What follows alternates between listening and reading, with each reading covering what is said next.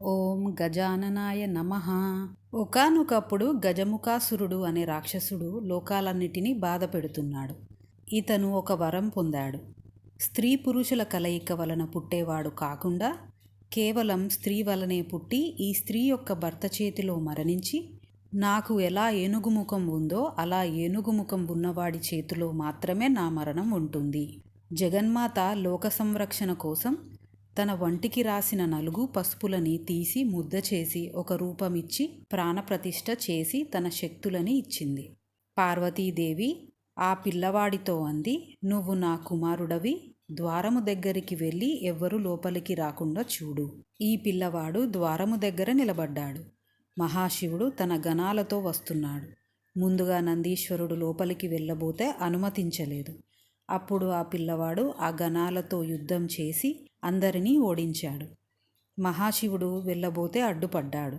అప్పుడు మహాశివుడు తన త్రిశూలంతో ఈ పిల్లవాడి శిరస్సు తీసేశాడు. విషయం తెలుసుకున్న పార్వతీదేవి చాలా బాధపడి తన కుమారుడిని మళ్ళీ బ్రతికించమని మహాశివుడిని వేడుకుంది. మహాశివుడు శివదూతలతో అన్నారు, ఏ ప్రాణి దక్షిణాన్ని చూస్తూ ఉత్తర దిక్కున తలపెట్టుకుని పడుకుంటుందో దాని తల తీసి తీసుకురండి. శివదూతలు బయలుదేరారు. ఒకచోట ఒక ఏనుగు ఉత్తరం దిక్కు తలపెట్టి దక్షిణంని చూస్తుంది. దాని తల కోసి తీసుకొచ్చారు. ఈ ఏనుగు తలని పిల్లవాడికి పెట్టేసరికి గజాననుడు అయ్యాడు. వినాయకుడిని మహాశివుడు తనపై కూర్చోబెట్టుకున్నారు. తర్వాత వినాయకుడు ఆ గజముఖాసురుడిని సంహరించాడు. ఒకరోజు వినాయకుడు చంద్రలోకంకి వెళ్ళాడు. చంద్రుడు వినాయకుడిని చూసి ఈయన చాలా లావుగా పొట్టిగా ఉన్నాడు అని నవ్వాడు. వినాయకుడు అన్నారు, నేను నా అంతఃసౌందర్యంతో లోకాలన్నిటినీ అనుగ్రహిస్తాను. నువ్వు పైకి అందంగా ఉన్నావు అనుకుని అహంకారంతో చెడ్డగుణంతో ఉన్నావు. నీకు అంతఃసౌందర్యం లేదు, అందుకని నిన్ను చూసిన వారు అపనిందల పాలు అవుతారు అని శపించాడు. చంద్రుడు అన్నాడు, నేను చేసింది తప్పు, నన్ను క్షమించు వినాయక. వినాయకుడు అన్నారు, సరే, నిన్ను చూస్తే అపనిందల పాలు అవరు, కానీ ఒక్క భాద్రపద మాసంలో శుక్లపక్షంలో వచ్చే చవితి రోజు నేను వరసిద్ధి వినాయకుడుగా అవతారం స్వీకరించినప్పుడు మాత్రం నిన్ను చూస్తే అపనిందల పాలు అవుతారు. ఒకవేళ చూసినా నా వ్రతం చేసుకున్నవారు ఆ అక్షింతలు తలపై వేసుకుంటే చాలు, శాపం పోతుంది. ఒకానొక కాలంలో ద్రవిడ దేశంలో తాగడానికి నీళ్లు లేక ప్రజలు అల్లాడిపోతున్నారు.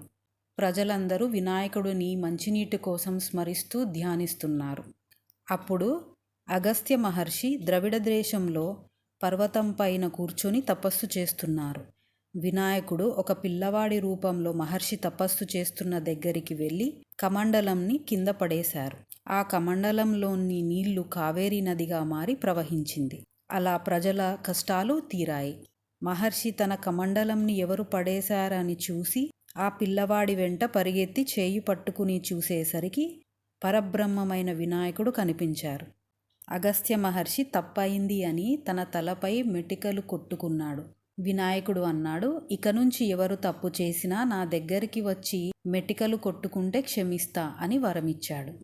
మరొకసారి వినాయకుడు తన మేనమామ అయిన శ్రీ మహావిష్ణువు ఇంటికి వెళ్ళారు. మహావిష్ణువు తన సుదర్శన చక్రం ఒక దగ్గర పెట్టారు. వినాయకుడు ఆ సుదర్శన చక్రాన్ని నోట్లో వేసుకున్నాడు. మహావిష్ణువు సుదర్శన చక్రం ఏది అని వెతుకుతూ ఉంటే అది వినాయకుడి నోట్లో ఉంది అని తెలుసుకొని ఇవ్వమన్నాడు.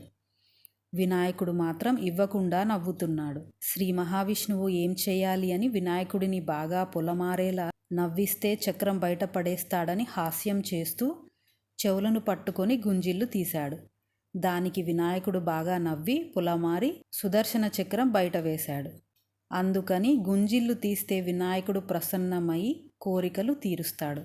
అలా వినాయకుడు మన కోరికలు తీరుస్తూ జ్ఞానం ప్రసాదిస్తారు.